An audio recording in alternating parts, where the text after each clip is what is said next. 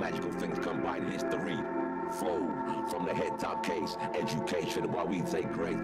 This one, the house transmission. Everybody, write your decision. Listen up, sister. Pull up on the trigger. Dance with your body. Wiggle that finger. Round around, smooth like gold finger. We get down, we get to the fever.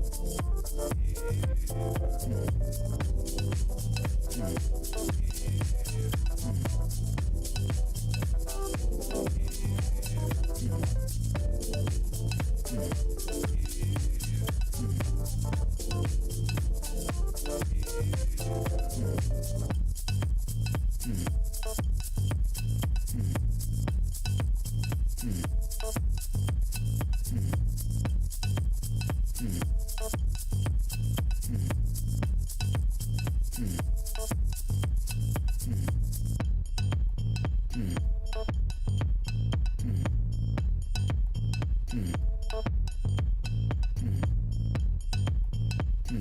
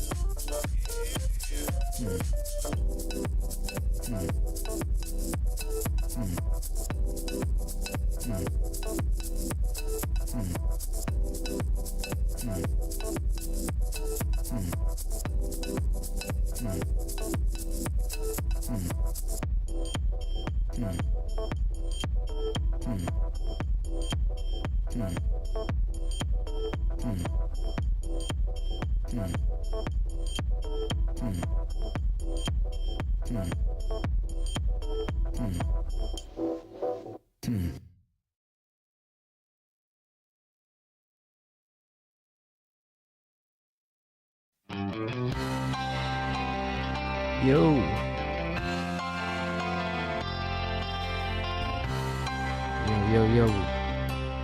Am I live on YouTube? My thing is, I think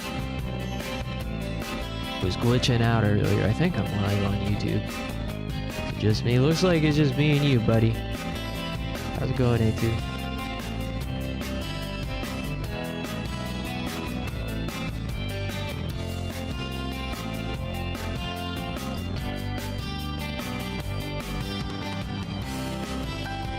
Finishing MSQ, nice. I still gotta do that.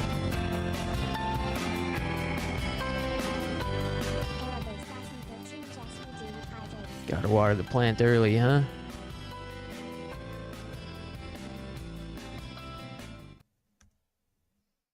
Oh yeah, I forgot I was gonna play more Fatal Frame. Wonder if I ought to play that.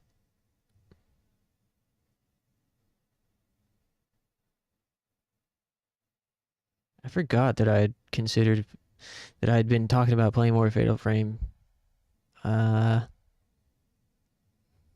I hope, like, I don't know what happened. Something with Restream got caught on a snag or something. Trying to go live earlier, and it, like, I don't know how or why, but it scheduled a live stream for YouTube instead of just going live. And then, like, all my settings got reset. So I hope that didn't, like, affect anything.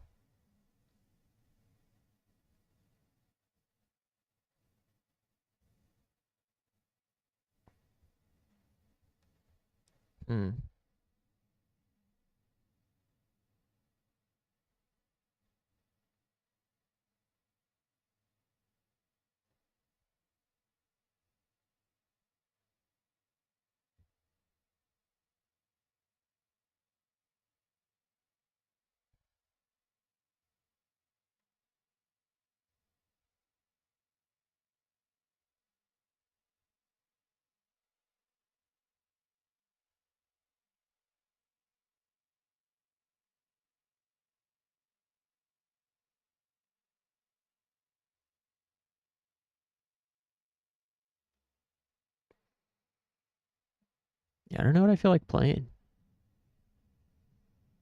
Uh, uh,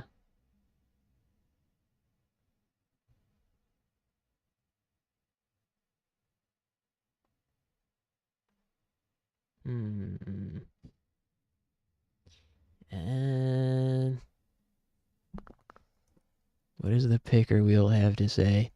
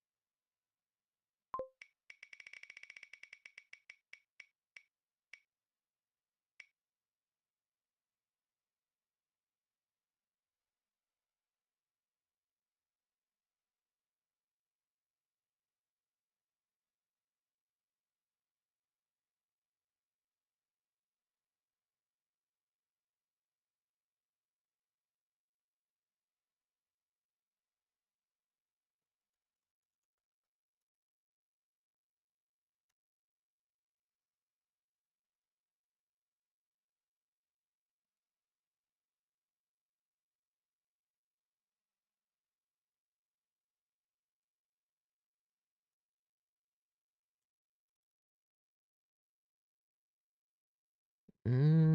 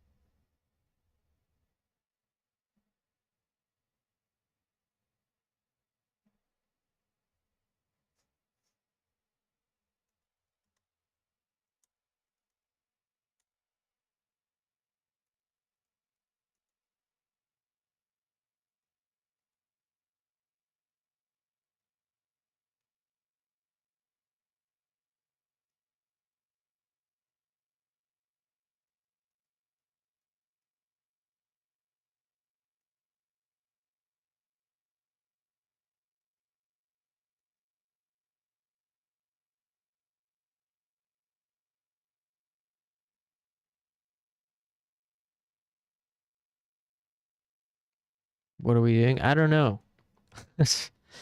uh, I'm trying to decide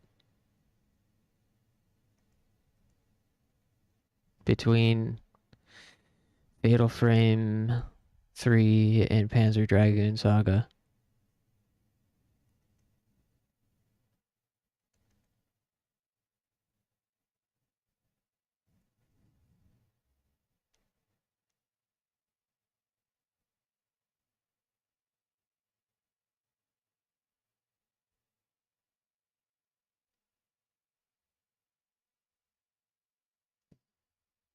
Eh. Let's play Panzer Dragoon Saga.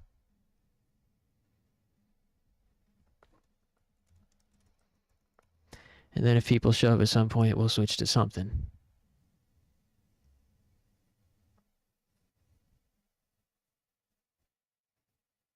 Mm-hmm.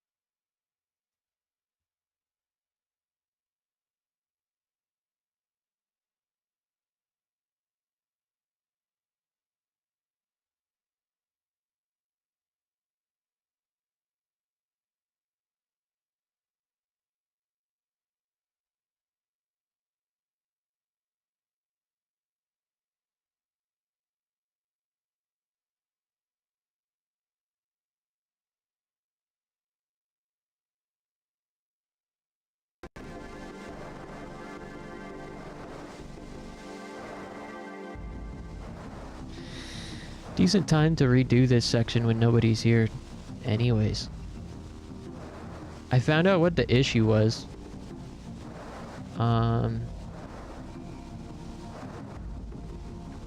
The issue last time was I didn't fucking read.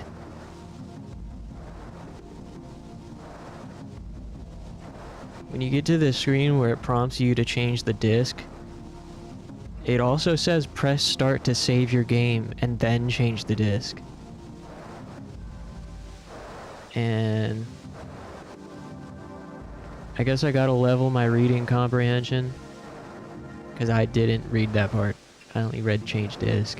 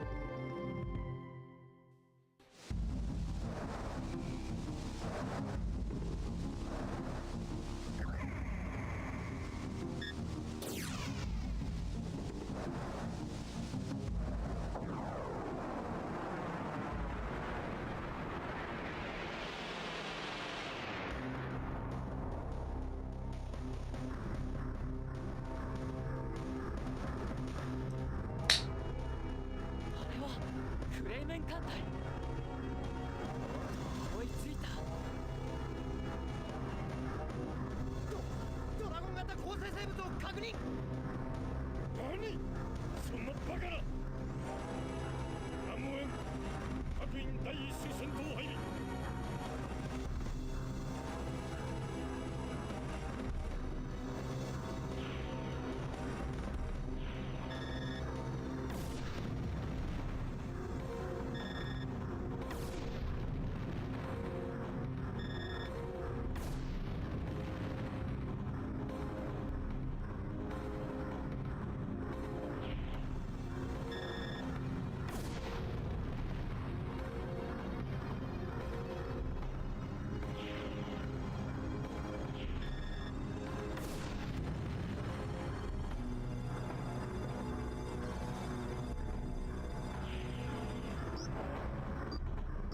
Oops.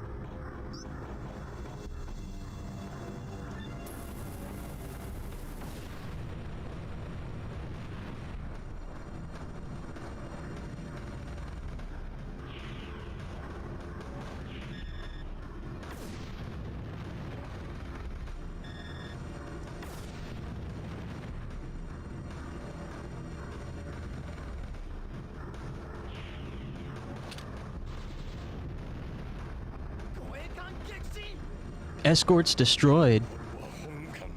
Hey, don't destroy the escorts. They gotta make a living somehow.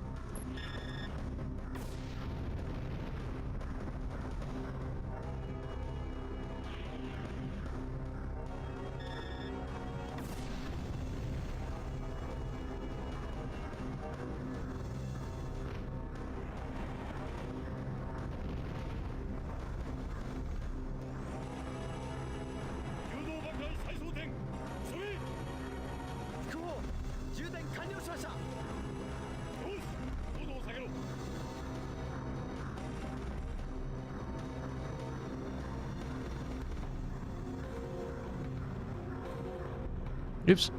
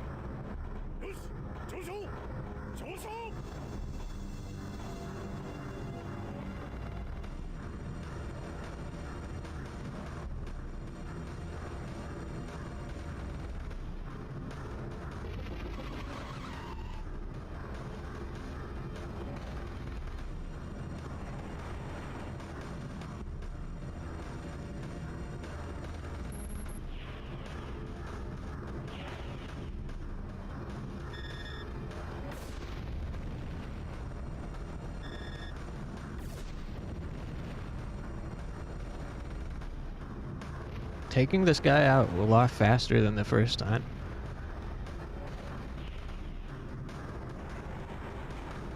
Just because I know what we're doing.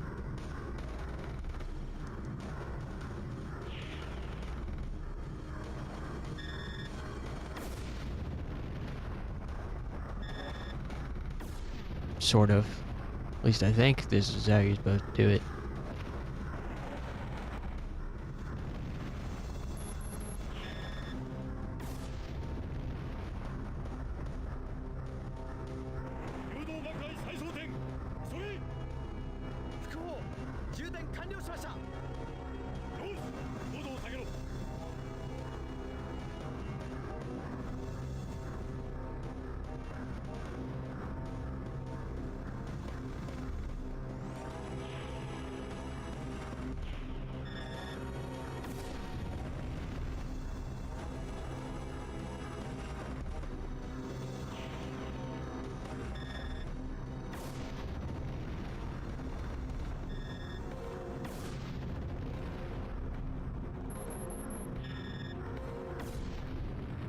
Nice.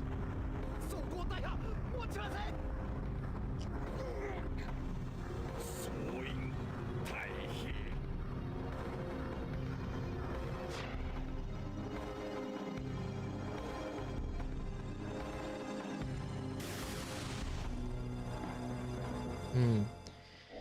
Low-key sudden urge to start Haunting Ground tonight.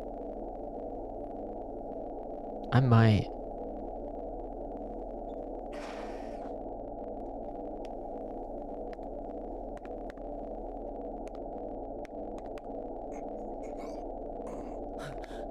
Do it. What's up, Win? Alright, let me,な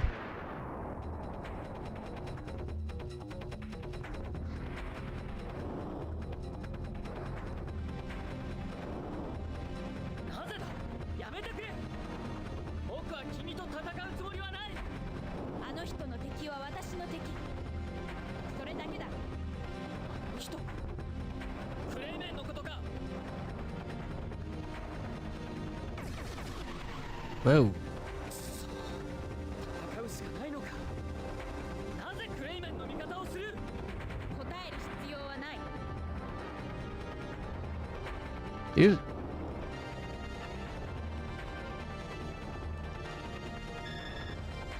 Let me, finish this boss battle real quick.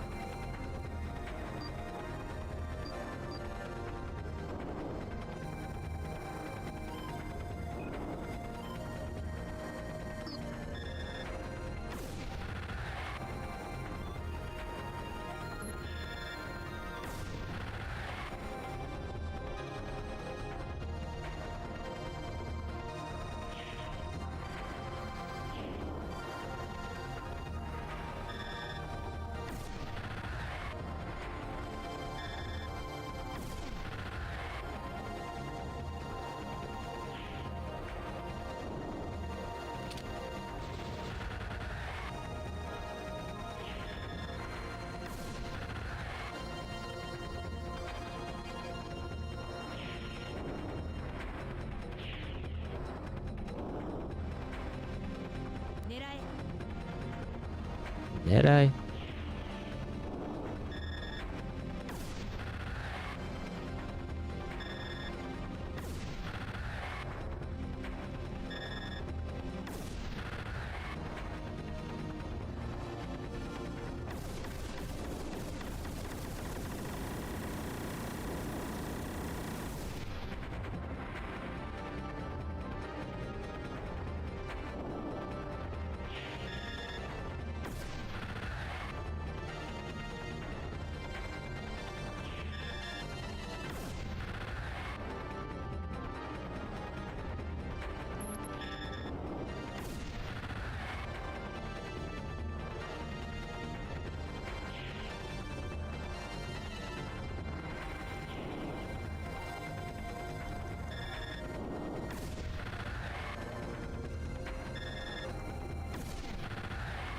Riveting boss battle. Now that I did this once already, and have found really the optimal thing to do here is to just spam lasers at her and avoid the red zone. I'm sure there's a way to do it even faster, but going for her weak point in the rear, you just get countered.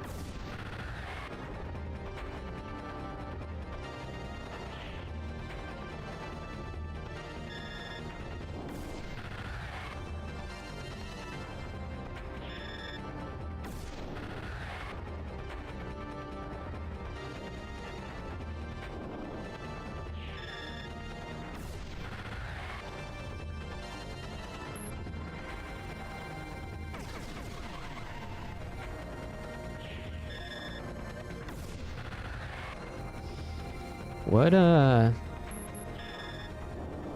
what word starts with W for, like, instead of like horror game Wednesday, like why I'm scared Wednesday? Something. I need a theme for today. 狙え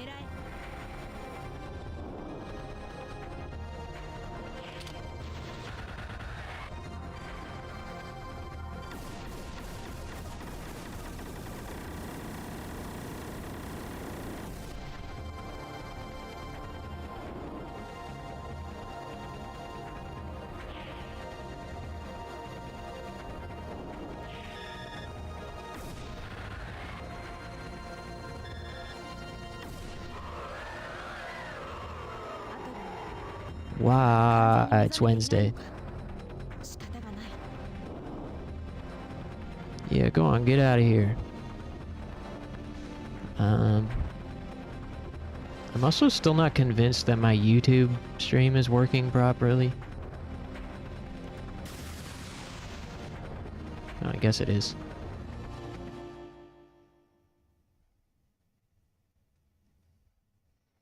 I don't know what happened. But Restream was giving me grief earlier. Disc 1 has been completed. See, this is what I didn't read last time. You cannot continue the adventure until you save your game. Press the start button. I just didn't read that part.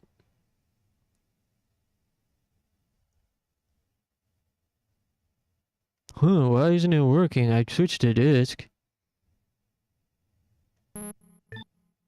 I've never had a problem before. Yeah, well, you had a problem frickin' reading before. Me to me. God, I'm dumb.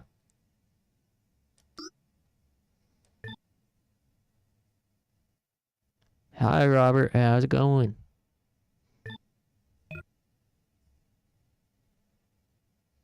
There it is. Please switch to disc 2. Nice. Okay. Well, we can cross this off of our to-do list. Yeah, I'd be down to start Haunting Ground.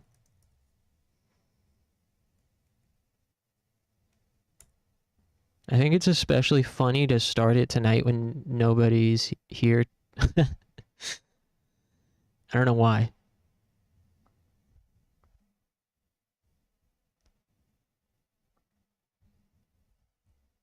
Something about that's funny to me.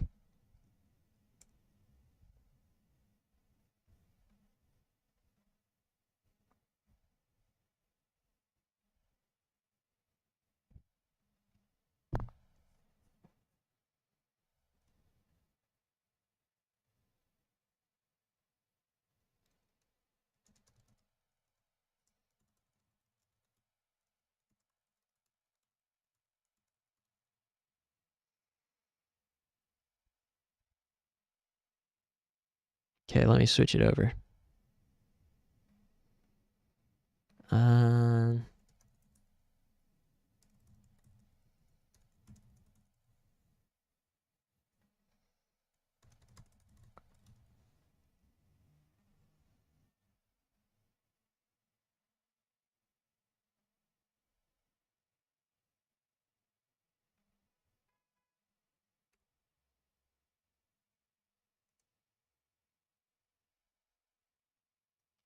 And now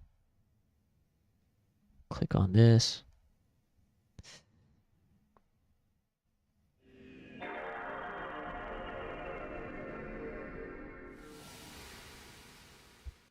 Now this game reminds me of Luigi's Mansion.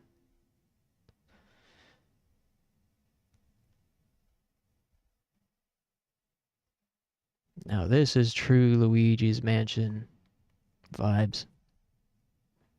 I think about that meme all the time. The guy who said Coraline reminds him of Luigi's Mansion and Metal Gear Solid reminds him of Luigi's Mansion. That That's so funny. Metal Gear Solid reminds me of Luigi's Mansion. What happened? A glitch?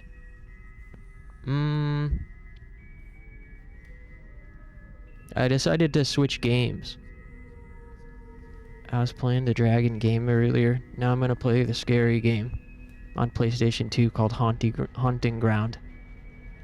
Here's a little intro. I have never seen this before.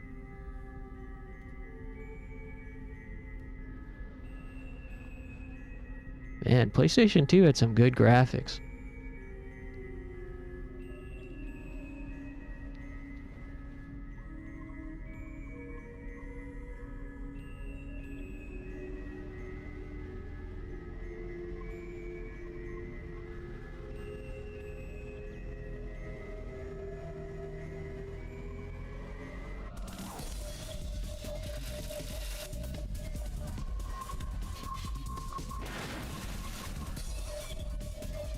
Nice, nice weird freaking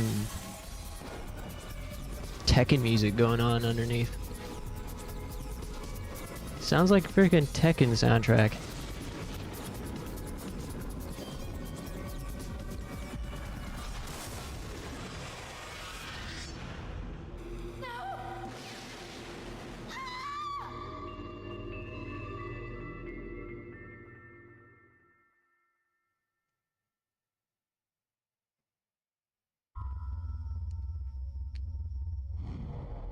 All right.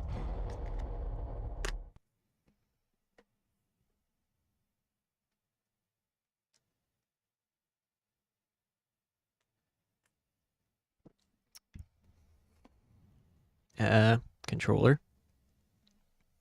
Come on now.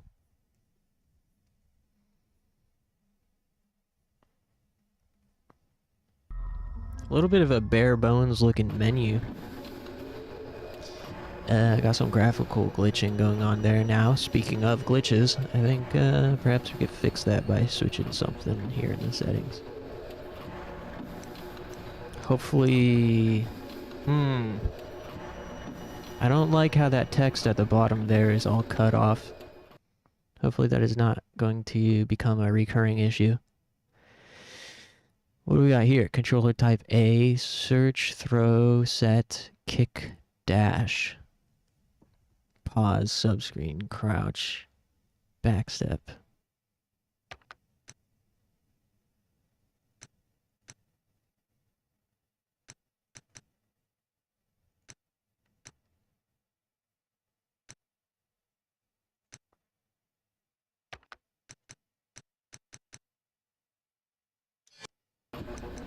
Alright. Let's get right into it. Haunting Ground on PlayStation 2, developed by Capcom.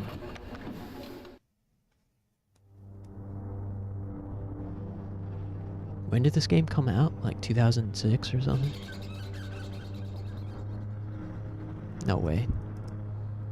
Had to have been before that. 2005, I was almost correct. 2005 this game is.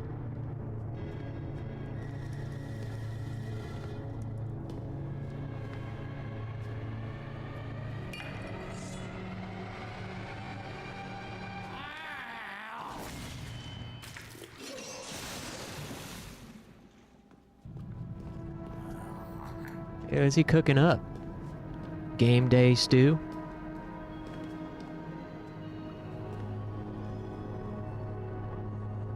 Must be a Ravens fan.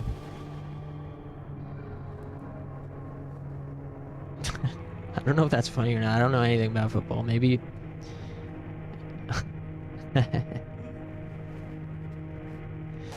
Yeah, it must be a Packers fan.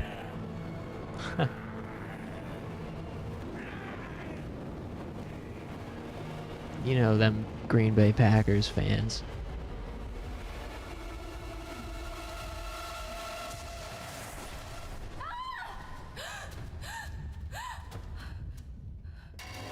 How come no one ever says Green Bay Fudge Packers?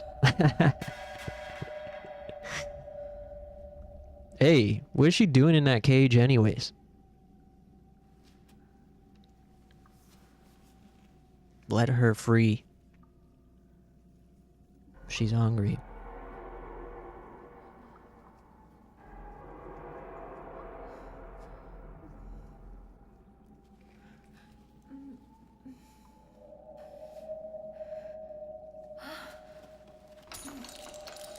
Hey, why is it unlocked?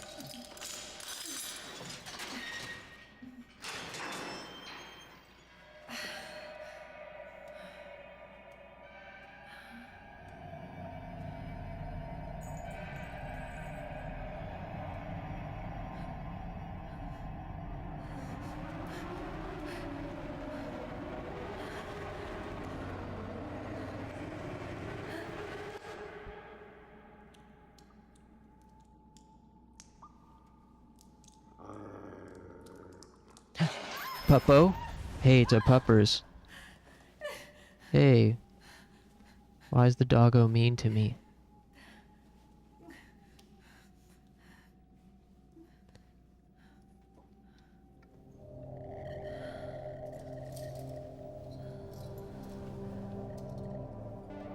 Huey. Huey's such a cute name for a dog. You gotta admit.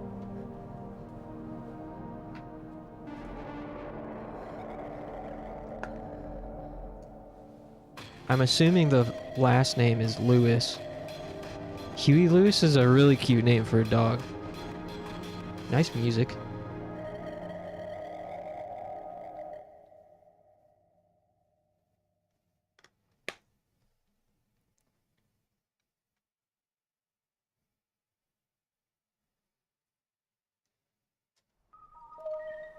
Here we are. Damn, I'm naked.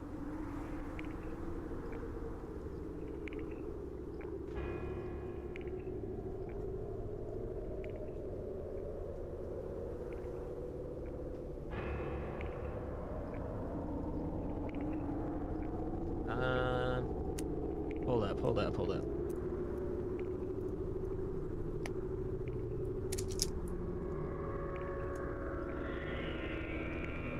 Have to unwrap a new pack of nicotine pouches.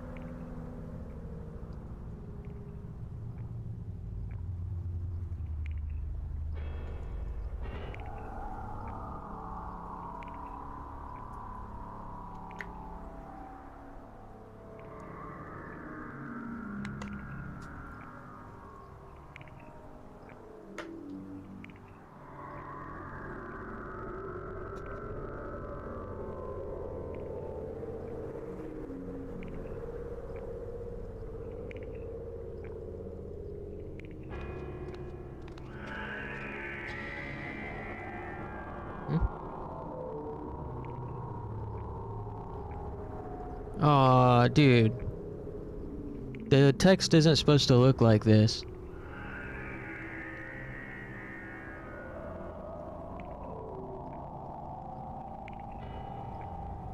Oh, there we go. It's supposed to look like that. Much better. Although...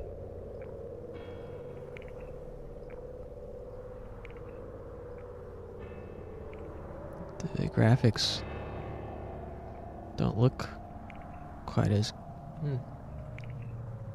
sharp. Do they look alright? I guess they look fine. Over here, turn down the brightness a little bit.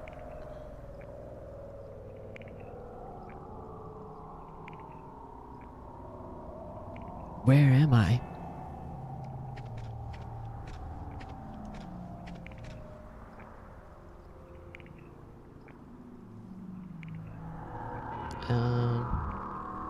Okay, sorry, I just adjusted the window and now it's not fitting. Let's do that. And center T-screen. There we go. Okay. Hope everyone had a great day today. This was my first day back at work after my trip. Went alright. It's kind of cold. Yeah, I bet. The air smells funny. Ew. That's not a very enticing descriptor for a smell. Funny. Ew. Smells kind of funny in here. Hey, what's this?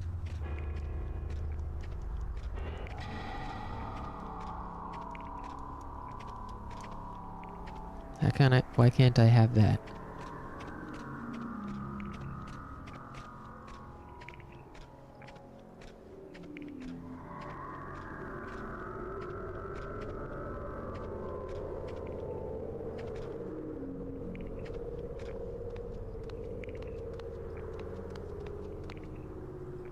Hey, what's up, Ryan? Frozen platypus. A large tree is sprawled out here. Is that a new type of Psyduck? Frozen Psyduck. I used to have a Psyduck plush doll when I was... how old was I? I had to have been like 7.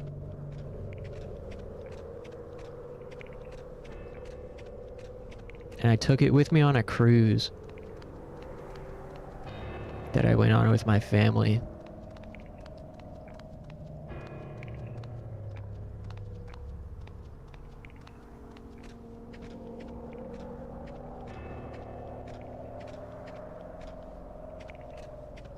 We went to the Bahamas.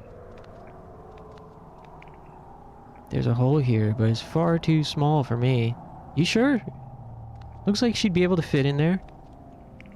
I think she's... just doesn't want to scratch up her knees. This door is being blocked by that wooden box. There's got to be something I can do.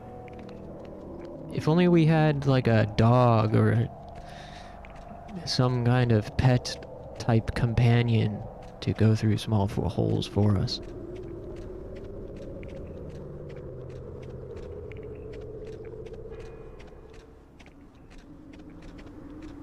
A fountain. Looks like it is quite the antique. Yeah.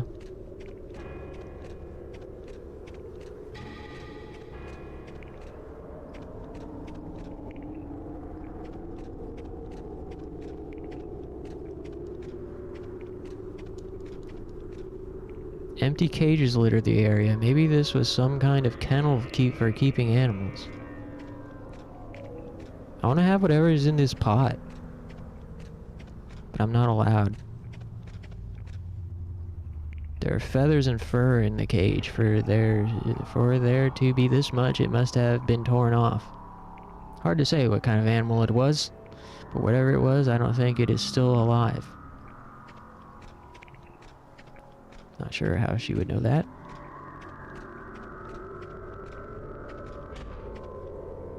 Then again, she did wake up in a cage herself. Chamomile, nice. Whatever that's for.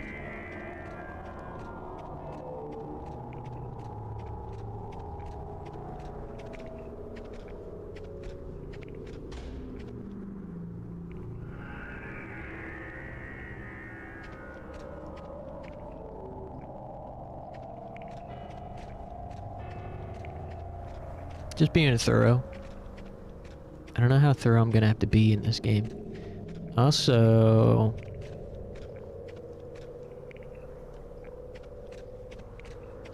man, I wish every game like this had Fatal Frame controls. Or Boku Natsu controls. Where you have one face button that's the gas pedal. And you don't have to, like, I don't know.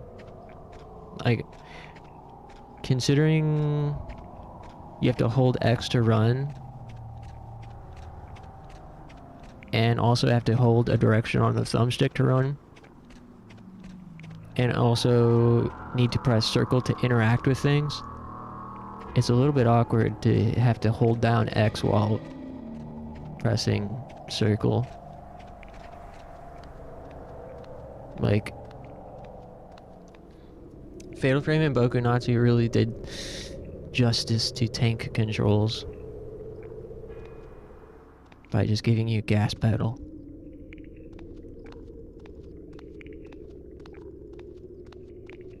Although this is not tank controls, per se.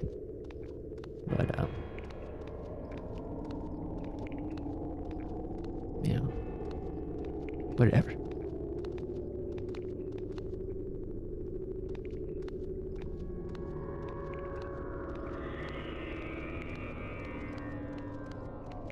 Hey, what's up here?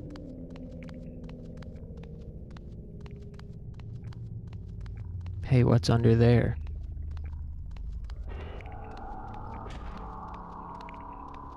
Just made you say underwear. Whoa. Hey, sweet crib. Call me old-fashioned. I missed the first part of what she said, but I would prefer a normal set of clothes to these bed sheets.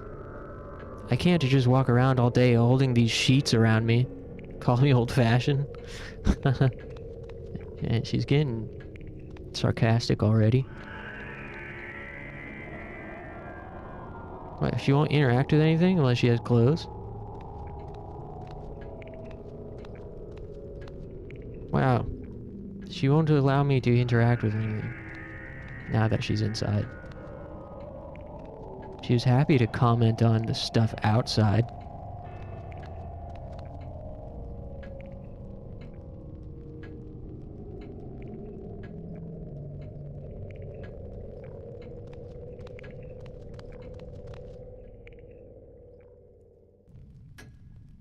Cutscene.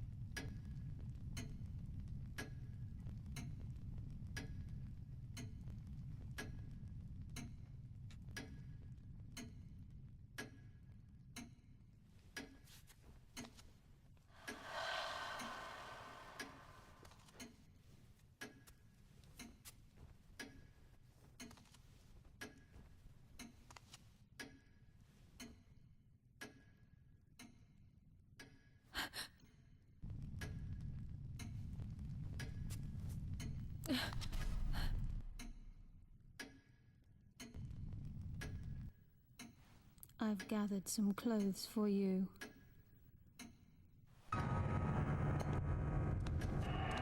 Hey, Funky. Funky want just redeemed hydrate. Wait, don't go. Hey, who's this? Excuse me, but where are we? And how did I get here? Yes, Master. We will keep her here for a while. I will make sure she stays comfortable. What?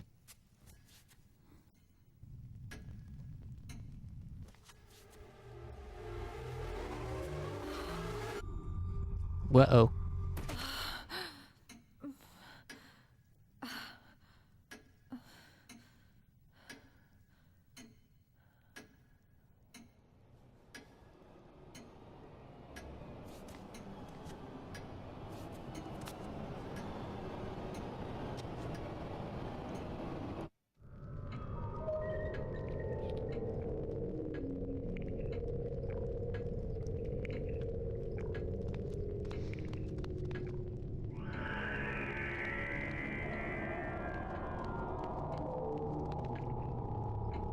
There's a change of clothes that Maid had us apparently laid out. Change clothes? Yeah, because I can't interact with anything until I put the clothes on, so... Fake ass choice.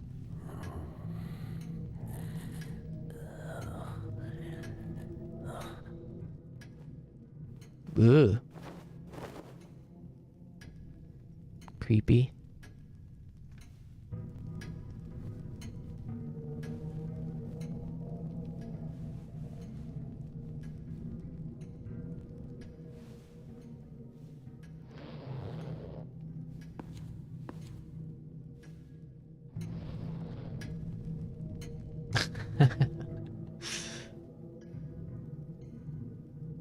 Cute fit.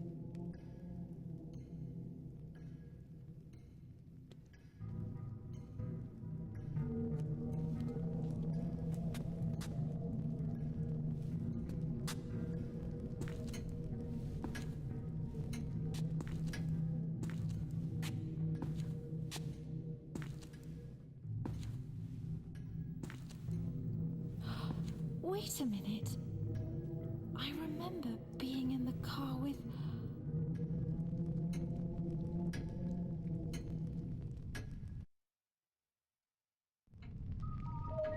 Alright. Can I, like,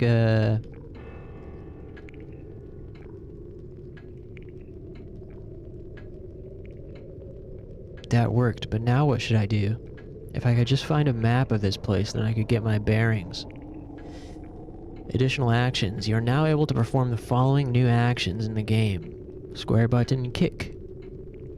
Smash certain objects, or stun some enemies. Triangle, throw, set. Throw some objects. L button, crouch. R1, backstep.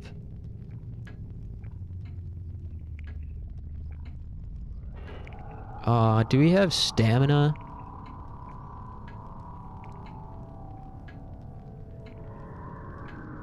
I hope I don't have, like, limited run.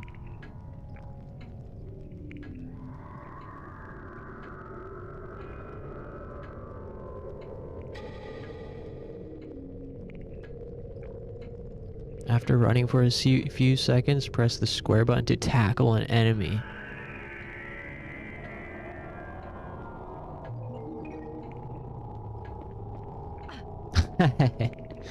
eh. Eh. Eh.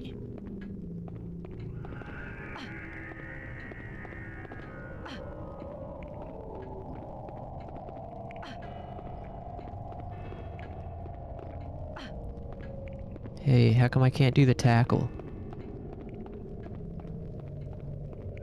There it is. You really gotta run for a few seconds.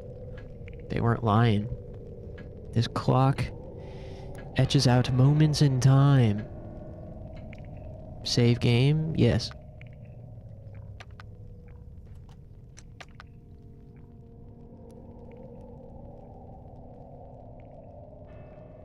I wonder if we'll finish Disaster Report 2.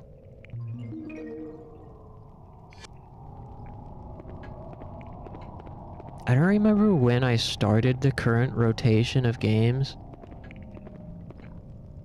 A chest used to store clothes.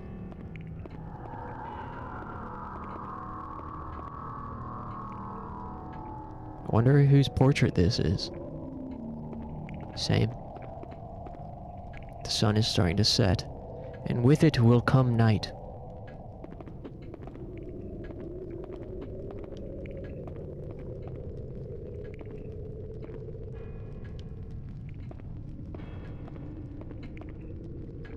Freshly starched and pressed sheets and bed covers now line the bed. Oh, come on, Fiona. It's not like you're going to find the boogeyman under there. Yeah. Duh. Definitely anything like that in this game.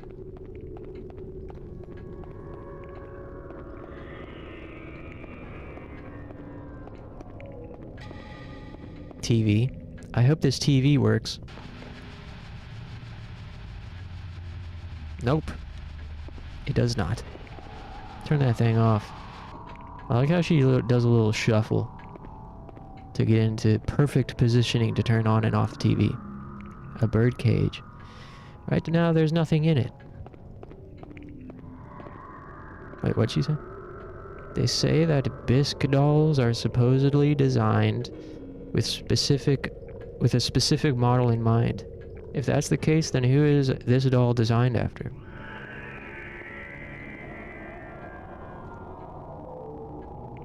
The man pictured here has a noble air about him.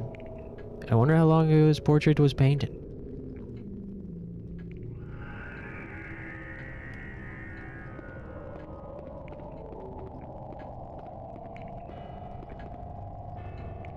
There's a pair of scales lying here.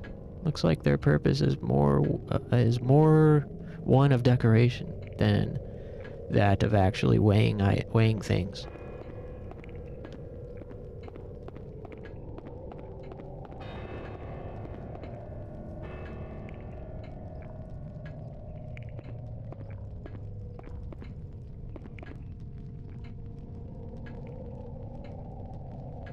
What a powerful piece of art. I know, it really speaks to my soul. the geezer beyond time. The eyes really feel like they are peering deep into one's soul.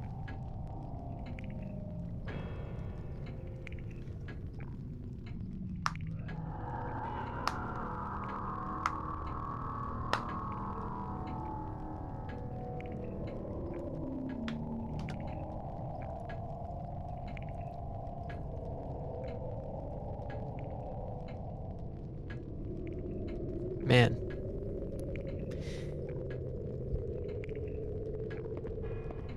Now I low-key wish I was still playing Panzer Dragoon. The fire burns, emitting a red glow. The room is heated to a comfortable temperature.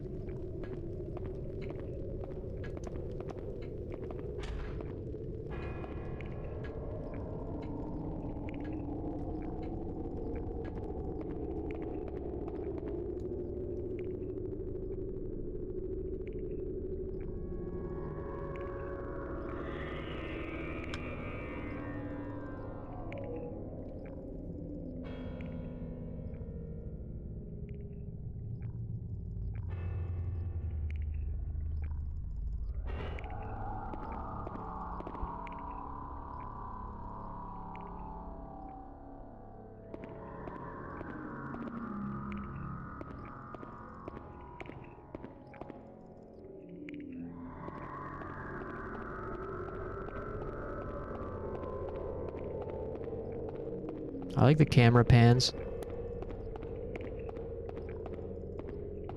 Can I have this now?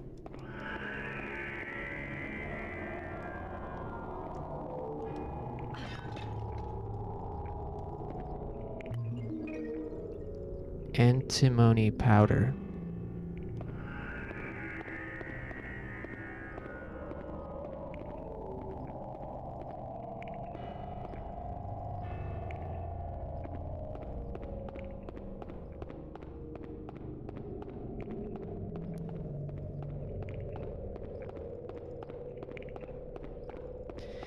Nice quiet Wednesday.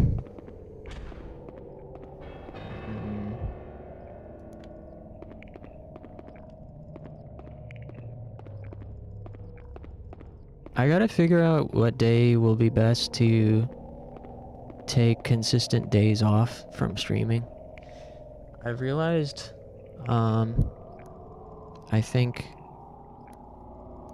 like, taking some time off of streaming will be important.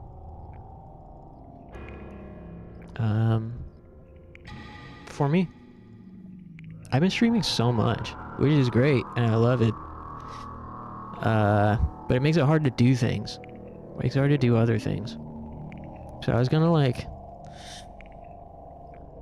bite down on my mouth guard and look at my viewership analytics and see which day gets the least engagement. Ooh, is that blood? Whoa, she got spooked. Whoa. Cool. Sanity meter. Oh yeah, this game has a sanity meter.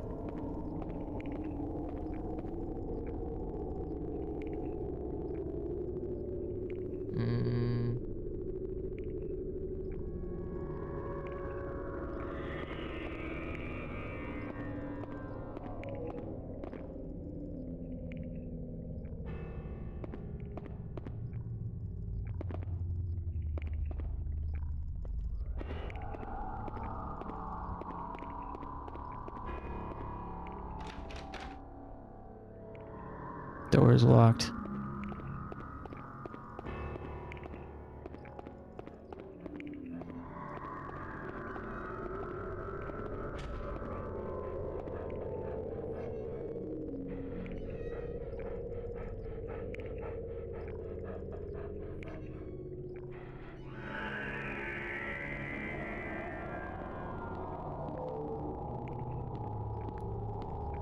Love the environmental designs in this game.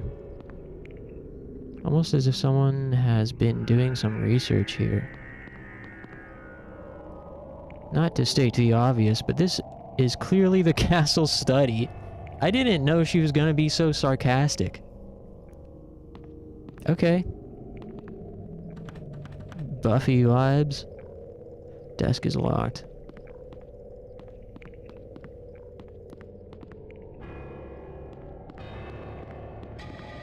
There's something scribbled on the board. Leminescence. Leminescence are tiny creatures that respond to the ethereal energies given off by Azoth. They can be used to help track down nearby Azoth. However, several precautions must be taken while handling them. 1.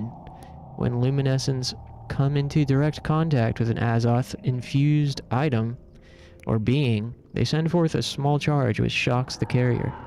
The higher the concentration of Azoth in said carrier, the greater and more powerful the shock.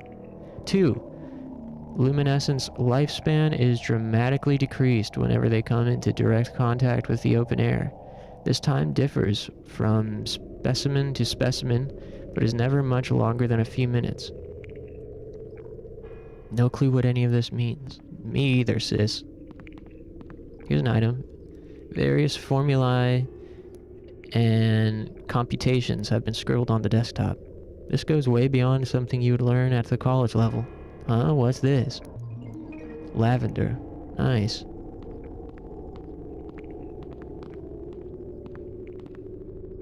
Damn, she's got some crazy jiggle physics, I must say.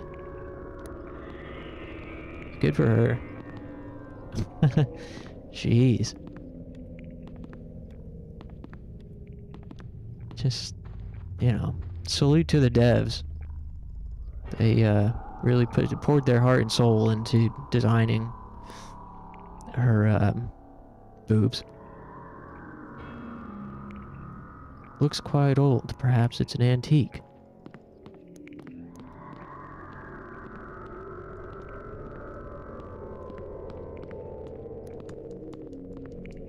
Thought you could like close doors.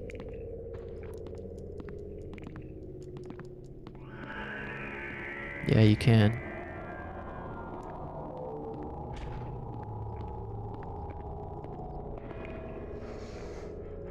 Yes, look at her hair. Yeah, I'm admiring her hair too. I like how her hair bounces. I love she's got like really great hair physics.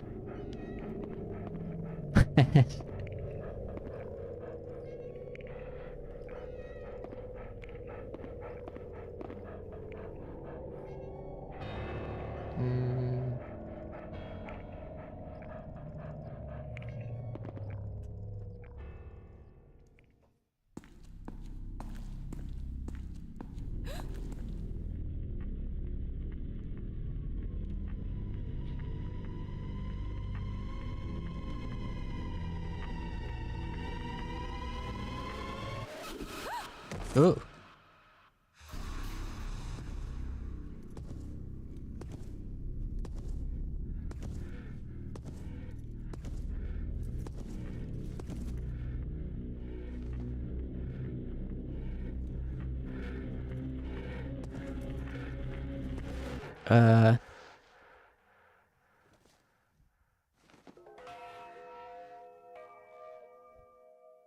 Uh-oh.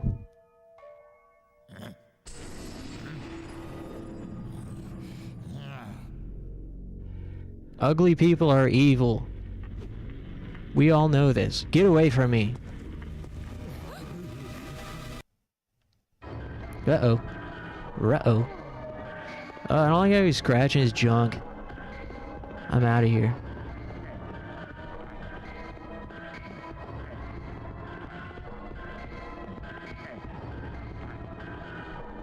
Uh-oh. Wow, no safe. Now, no load screens. That's cool.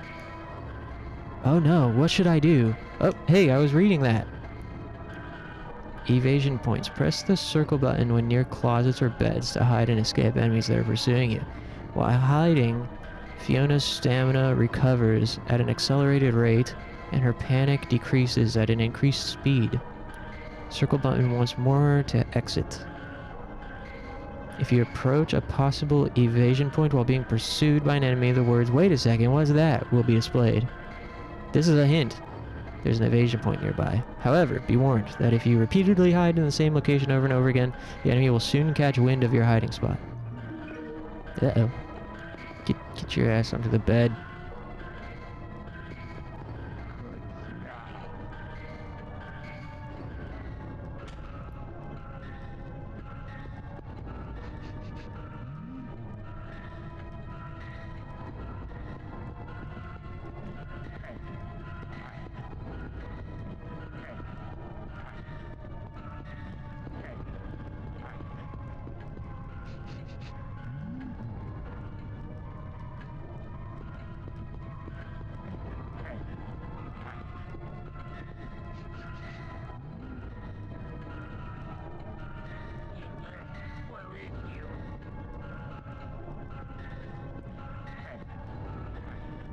Um...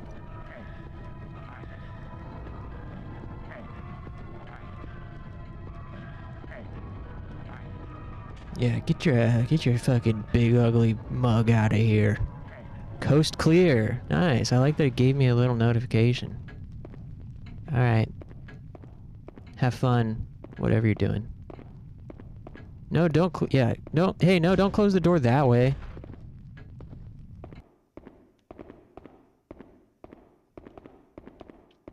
Close the door this way.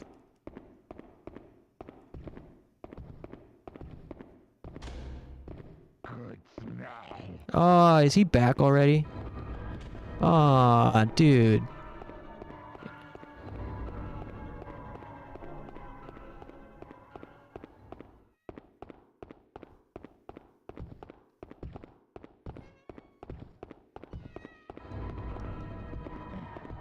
What? Dude.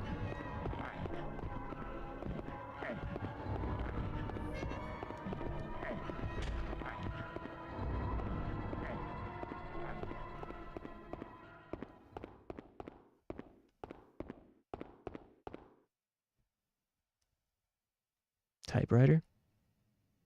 It's not a computer, that's for sure. It has alphabetic keys, though.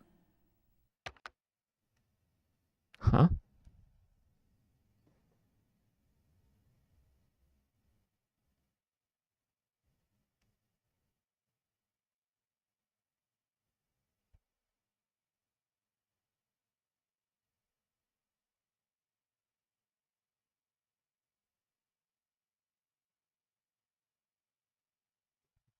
What?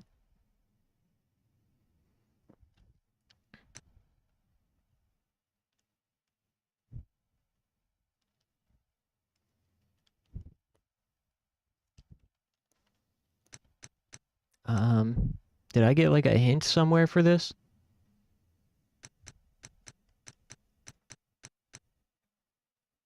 I don't know.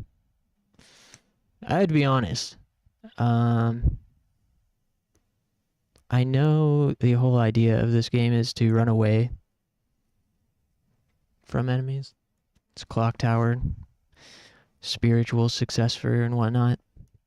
But, that guy returned a little too quickly for my liking. It feels annoying.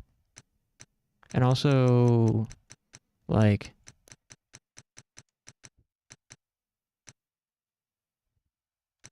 What is this? I know it's a type. But, like, was there a hint somewhere that I missed?